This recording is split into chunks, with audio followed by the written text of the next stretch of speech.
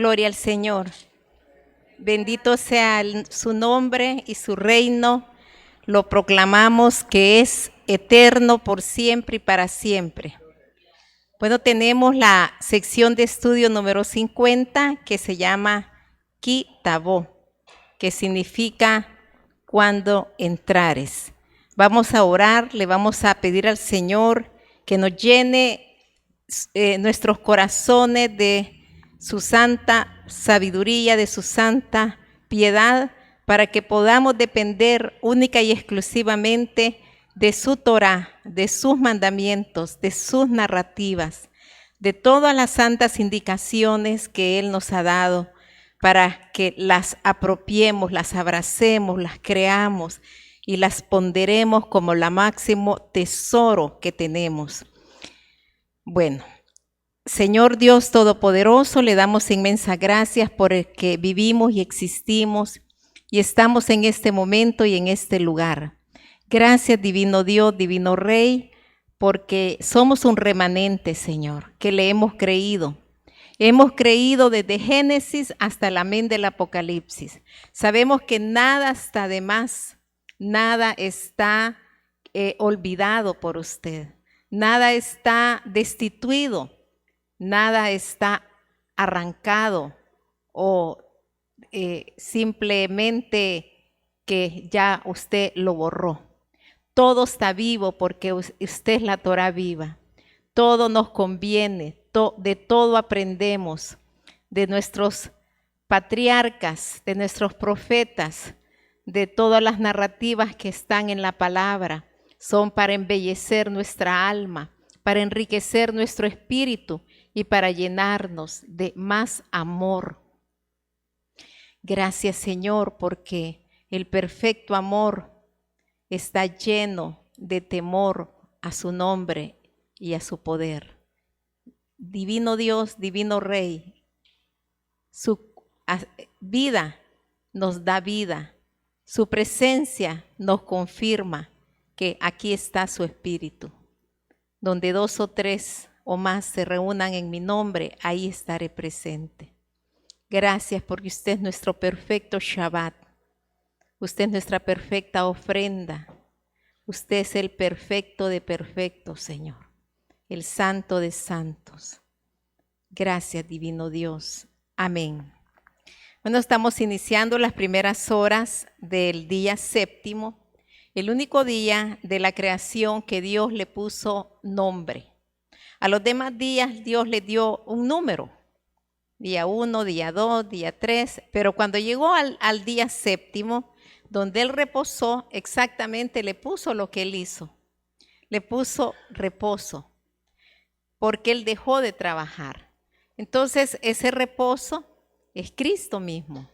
Ese reposo nos da esa libertad de ser hijos totalmente llenos de amor por su palabra, porque usted como Rey, usted como Dios Todopoderoso, el Creador de los cielos y de la tierra, nos hace libres al convocarnos y saber que venimos como casi como ángeles, posiblemente, a recibirlo de usted, a respirar de su espíritu, Señor.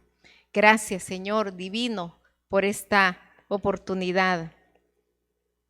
Bueno, vamos a ir a la sección número 1, que es la Deuteronomio 26 del 1 al 11. Estas secciones se llaman aliyá, se llaman pues particiones de lo que es la Kitabó, la enseñanza número 50.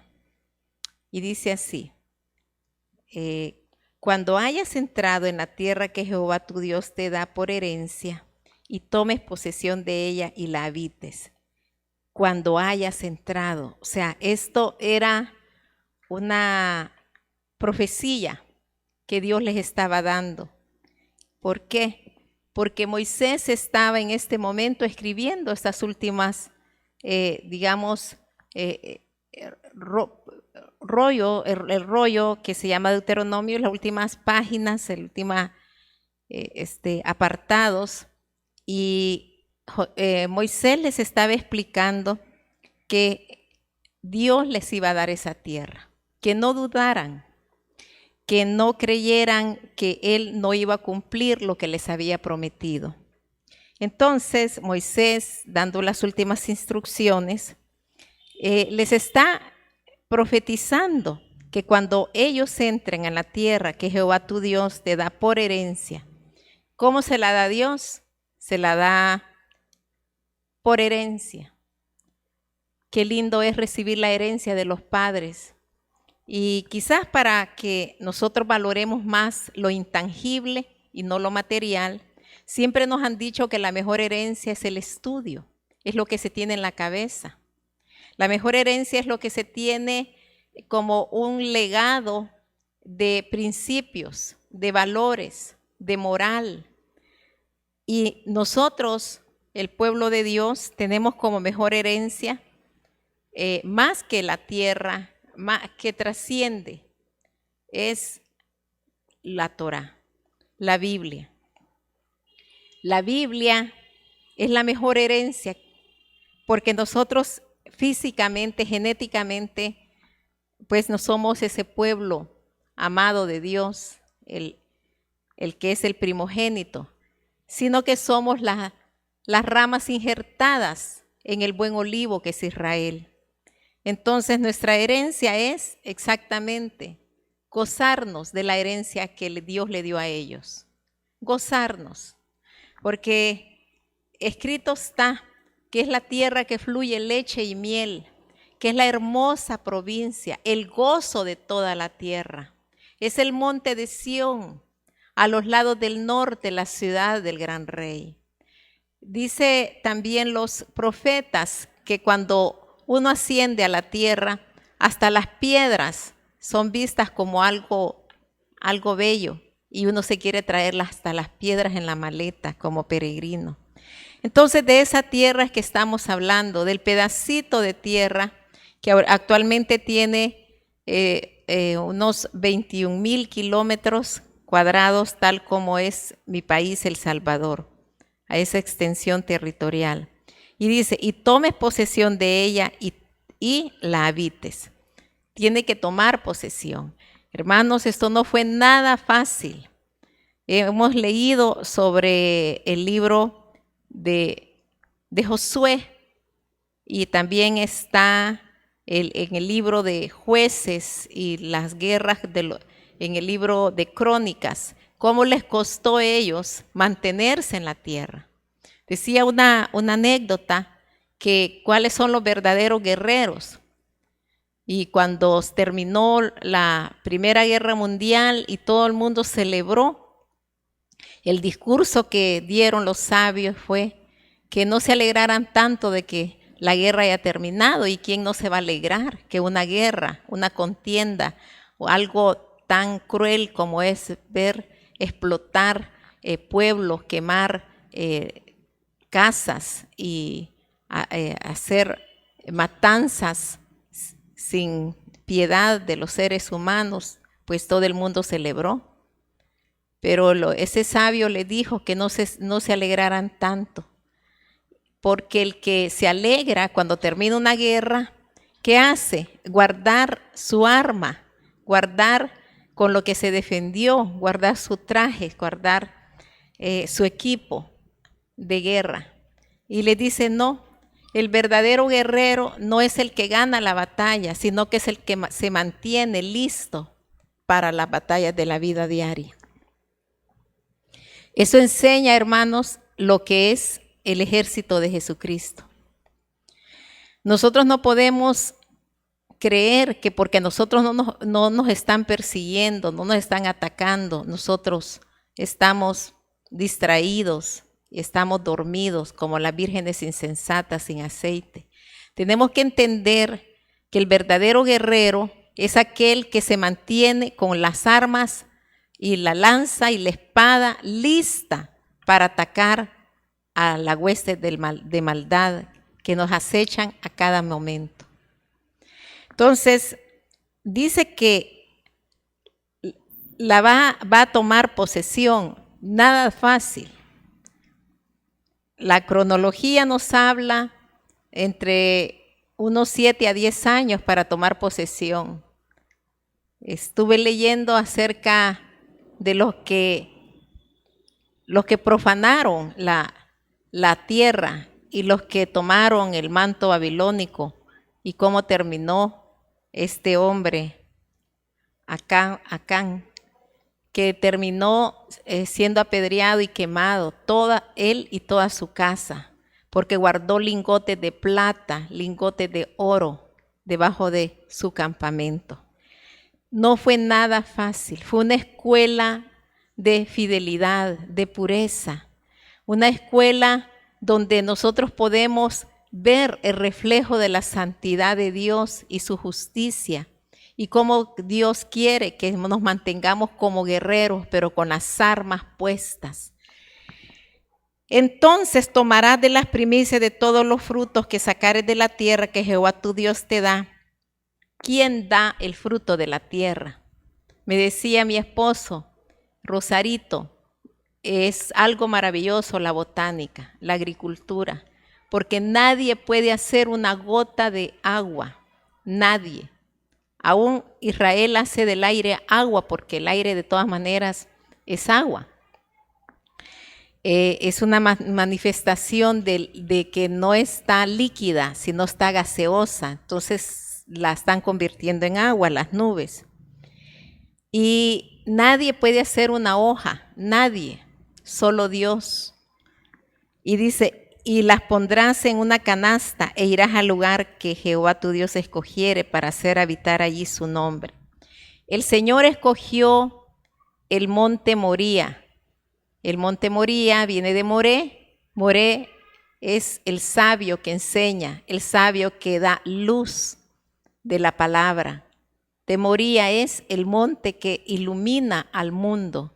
¿Por qué? Porque ahí estuvo la casa de Dios, el primero y el segundo templo. Ahí estuvo toda la utilería gloriosa, todo el tabernáculo transformado en una casa de oro, una casa gloriosísima. Entonces, allí es el lugar que Dios escogió, el monte Moría, donde años atrás, 1500 años atrás, pues Abraham había llegado con su hijo único, al que más amaba, porque así dice la Torá, a amarrarlo, a hacer la queidá para darlo en sacrificio, pero no podía haber sido un ser humano pecador, porque Isaac pues era pecador, ¿verdad? Entonces, y tendría que haber sido un santo sin pecado, un cordero pascual, Jesucristo, el que verdaderamente redimiera al mundo. Así es que, hermanos, esto es un deleite ir renglón por renglón y línea por línea, meditando qué es lo que Dios estaba diciendo a través de Moisés para su pueblo cuando tomara la tierra. Dice que tomarás las primicias de todos los frutos que sacarás de la tierra que Jehová tu Dios te da y los pondrás en una canasta e irás al lugar que Jehová tu Dios escogiere. He puesto esta canasta como un símil, ¿verdad? Como una idea. La tengo llena de flores y unas frutitas ahí artesanales, pero he visto, he estudiado sobre este tema y dice que los varones iban 3 veces al año a darle las primicias de los cultivos al Señor. Entonces se ponían la canasta en el hombro y decían la siguiente oración. Aún lo que los varones iban a decir en nombre de toda su casa, en nombre de toda su tribu, ya está escrito. Ya no se podía decir ni más ni menos, sino que se tenía que decir lo que aquí sigue a continuación. Y vea cómo es, digamos, el protocolo o el formato o el programa a desarrollar para las 3 fiestas gloriosas de peregrinaje. La fiesta de Pascua, la fiesta de Shavuot y la fiesta de Sukkot. Para ese entonces aplica esta enseñanza y dice así, y te presentarás al sacerdote que hubiera en aquellos días y le dirás, fíjese bien, imaginémonos a ese varón con la canasta en el hombro llena de granos, llena de higos, de gajos de uva, de aceite, aún de vino, y de las frutas que en ese momento ya las habían disecado, algunas, porque tenían que ser frutos no perecederos, que ustedes saben que de la uva está la pasa, del higo también se puede hacer como dulces, y así el dátil también, que es la miel, las datileras, todo eso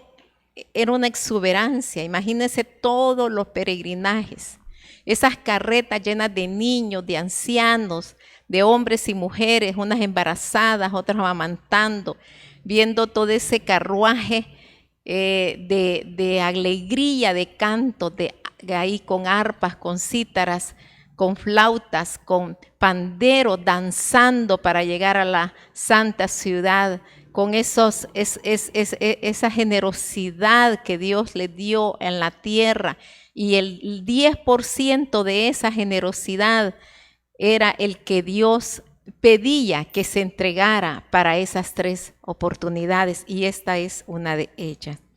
Y dice así: entonces hablarás y dirás delante de Jehová tu Dios. Un arameo, esto hay que memorizarlo. Fíjese bien, un arameo a punto de perecer fue mi padre. Un arameo. Aquí nos traslada el Señor, trasladaba a esa familia. Me imagino que iban cantando esto, iban danzándolo, iban tirando vítores de alegría, cómo iban ellos a decir delante del sacerdote cuando presentara la canasta. Qué cosa más divina. Un arameo a punto de perecer fue mi padre.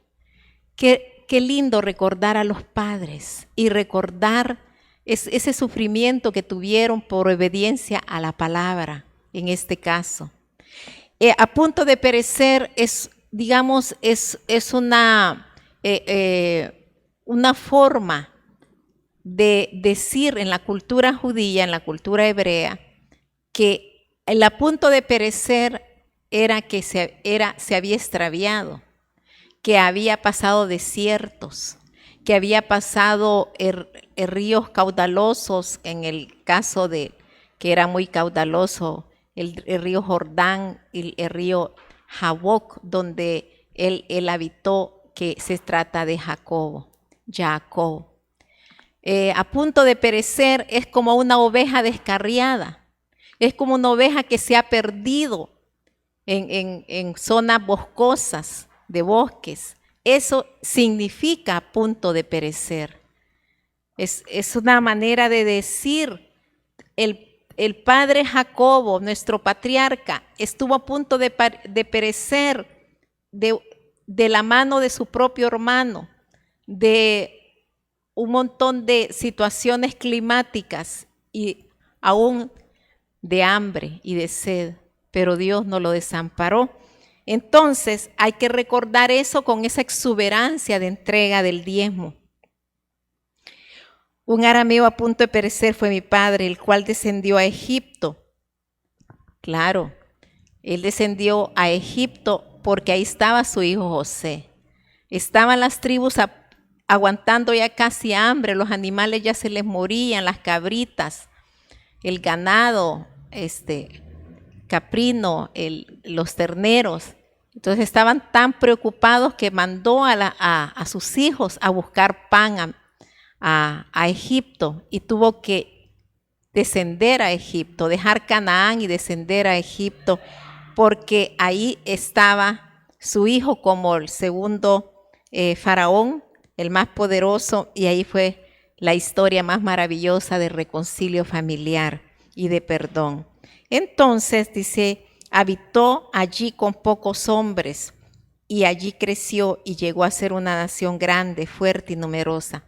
Cuando ellos fueron contados, los que entraron a Egipto eran 70. Fueron pocos los que llegaron, pero se hicieron millones y quedaron esclavos conforme la profecía. Y los egipcios nos maltrataron, aquí está. Se tiene que recordar de dónde Dios los ha librado, de dónde Dios los ha bendecido, los ha sacado de la desesperación, hermanos, a todos, especialmente al pueblo de Israel. Y nos afligieron y pusieron sobre nosotros dura servidumbre, está hablando de la esclavitud. Y clamamos a Jehová, el Dios de nuestros padres, y Jehová oyó nuestra voz y vio nuestra aflicción, nuestro trabajo y nuestra opresión. Jehová nos sacó de Egipto con mano fuerte, con brazo extendido, con grande espanto y con señales y con milagros. Se están recordando las 10 plagas, ¿verdad? Y cuando el mar se abrió. Y nos trajo a este lugar y nos dio esta tierra, tierra que fluye leche y miel. Hermanos, 40 años están relatados aquí. Y más la esclavitud, que la Biblia habla de 400 años, aunque los sabios dicen que 200 años en Canaán y 200 años en Egipto.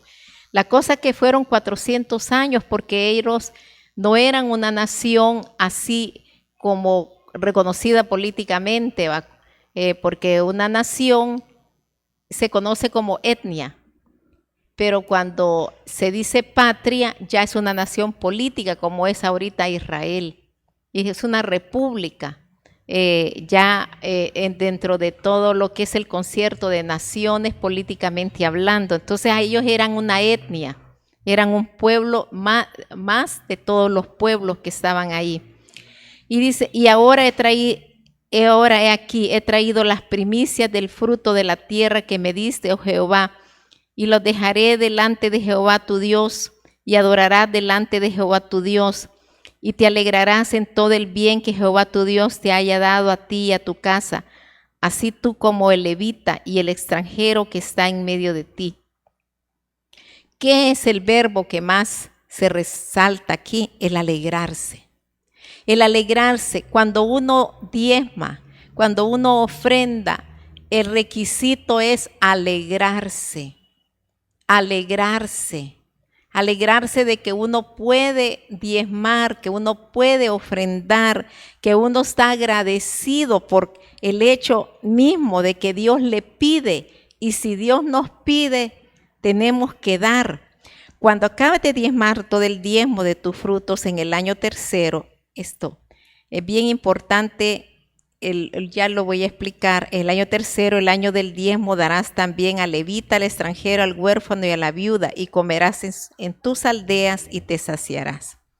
Cuando acabes de diezmar todo el diezmo de tus frutos en el año tercero. Bueno, vamos a ir a este tema porque es un tema que nosotros las naciones prácticamente estamos nulos en saber cómo es eso de los diezmos, porque generalmente solo hemos entendido un diezmo, pero aquí está hablando de un año tercero del diezmo. Entonces se lo voy a leer de lo que es el diezmo de acuerdo a la enciclopedia de la historia y de la cultura del pueblo judío, una edición de Navit de Jerusalén, la página 264 y 265 de la enciclopedia, y dice así: el maaser, hacer es 10, ma es diezmo, maaser,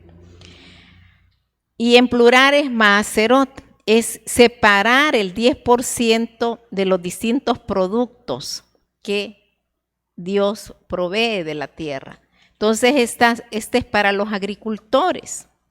El 10% se separa y para poder ir a adorar a Dios en esa canasta 3 veces al año. Entonces, pero es un ciclo de 7 años. Entonces, el primer año, vamos a ir al primer año, porque aquí está hablando del año tercero, ya vamos a llegar a eso. El primer año de ese ciclo, después del Shemitah, después del año sabático, empieza un nuevo ciclo de diezmos. Esto es para los agricultores, para la tierra de Israel. A los levitas se les da el primer diezmo. Entonces, el primer diezmo, hermanos, es de lo del campo. Aquí en la comunidad Salén, generalmente los hermanos cuando tienen arbolitos que les dan papayas, les dan manguitos, les dan guanaba, ahí vienen los hermanos a dejar un agradecimiento a Dios, a los pastores, porque el arbolito le ha producido y los primeros frutos los apartan para que los comamos aquí en la casa de Dios.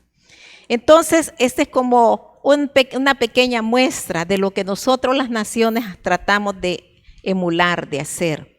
Entonces, el primer diezmo es para el mantenimiento de los levitas. Los levitas tenían que apartar un 10% para darle al que preside, al sumo sacerdote, en este caso, al mayor responsable. Entonces, el levita separaba del 10% que le caía a él de cereales, de mosto, de aceite, de fruta no perecedera, no que la tenían que convertir y disecar, y de eso eran los alfolí.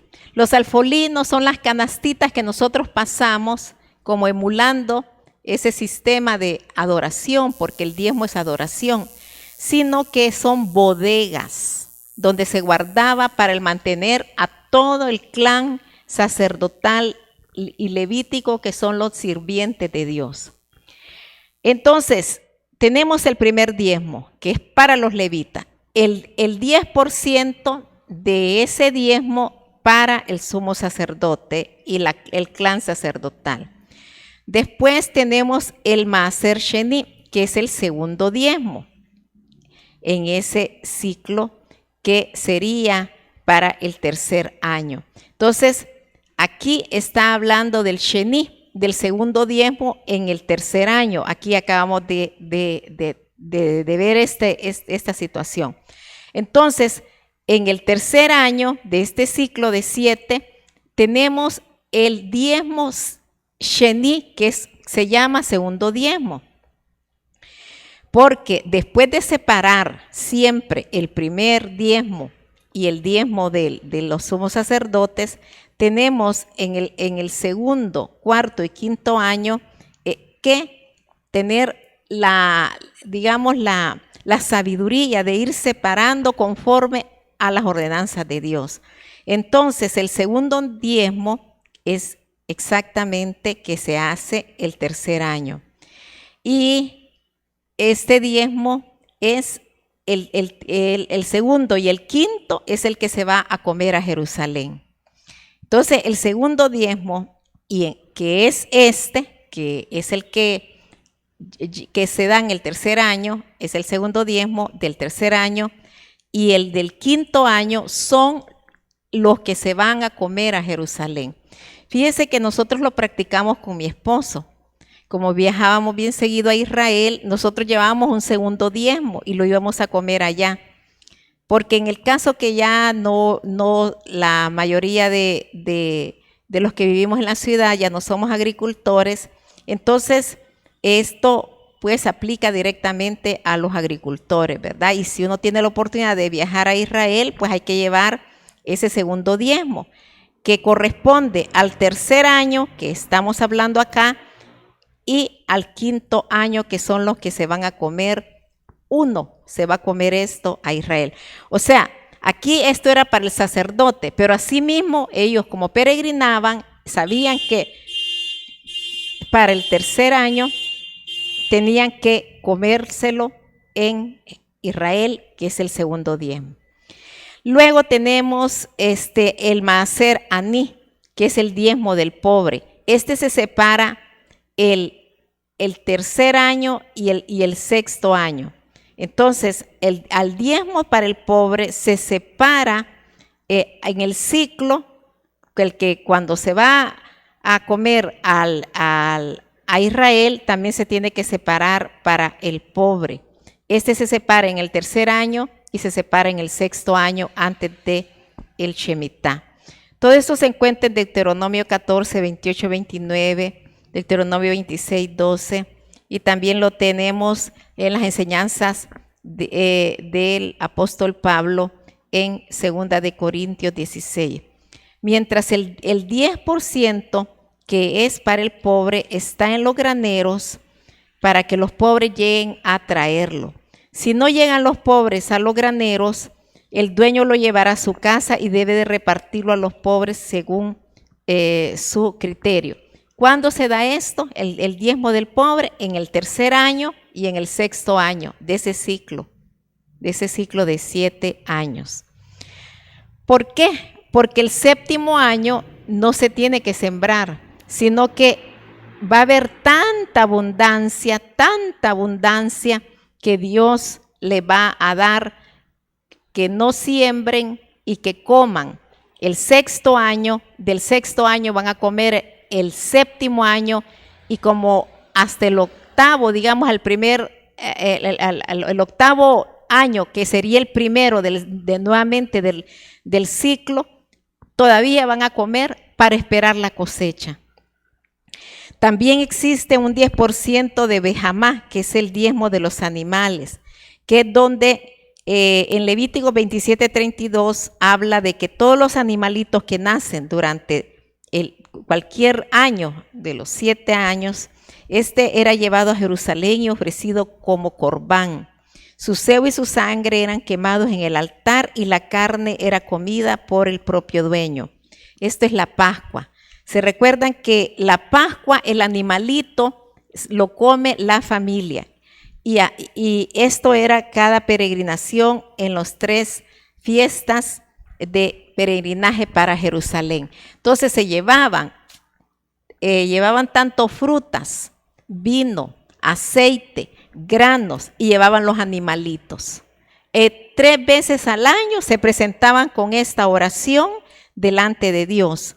Así es que en todo esto siempre está, hermanos, el apartar. Dicen los sabios que como ya no todos son agricultores, lo que hacen es, aquí tengo, el maser safín, es el dinero, separar el 10% de lo que ingresa y lo destinan en el caso, a mantener a las iglesias, las sinagogas, y también en las sinagogas o las iglesias benefician a los pobres, porque de igual, aquí en las comunidades siempre hay pobres, y cuando ingresan fondos, uno le ayuda también a los hermanos necesitados. Entonces, siempre en las sinagogas hay unos barriles, donde ahí puede uno ir a poner cereales, leche, ropa, para que el rabino, el pastor,